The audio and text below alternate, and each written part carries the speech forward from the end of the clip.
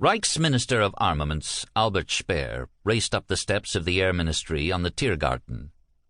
He did not feel the harsh diagonal sheets of rain that plummeted down from the gray sky. He did not notice that his raincoat, unbuttoned, had fallen away, exposing his tunic and shirt to the inundation of the September storm. The pitch of his fury swept everything but the immediate crisis out of his mind. Insanity. Sheer, unmitigated, unforgivable insanity. The industrial reserves of all Germany were about exhausted, but he could handle that immense problem. Handle it by properly utilizing the manufacturing potential of the occupied countries. Reverse the unmanageable practices of importing the labor forces. Labor forces? Slaves. Productivity disastrous, sabotage continues, unending. What did they expect? It was a time for sacrifice. Hitler could not continue to be all things to all people. He could not provide outsized Mercedeses and grand operas and populated restaurants. He had to provide, instead, tanks, munitions, ships, aircraft. These were the priorities. But the Führer could never erase the memory of the 1918 revolution. How totally inconsistent. The sole man whose will was shaping history, who was close to the preposterous dream of a 1,000-year Reich, was petrified of a long-ago memory of unruly mobs, of unsatisfied masses.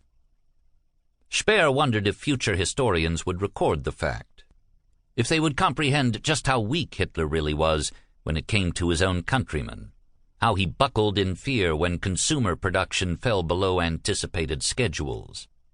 Insanity. But still, he, the Reichsminister of Armaments, could control this calamitous inconsistency as long as he was convinced it was just a question of time, a few months, perhaps 6 at the outside.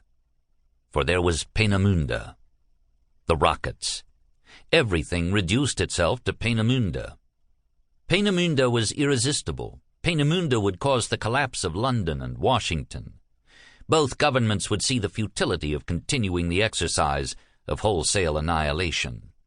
Reasonable men could then sit down and create reasonable treaties, even if it meant the silencing of unreasonable men, silencing Hitler. Speer knew there were others who thought that way too. The Führer was manifestly beginning to show unhealthy signs of pressure, fatigue. He now surrounded himself with mediocrity, an ill-disguised desire to remain in the comfortable company of his intellectual equals. But it went too far when the Reich itself was affected.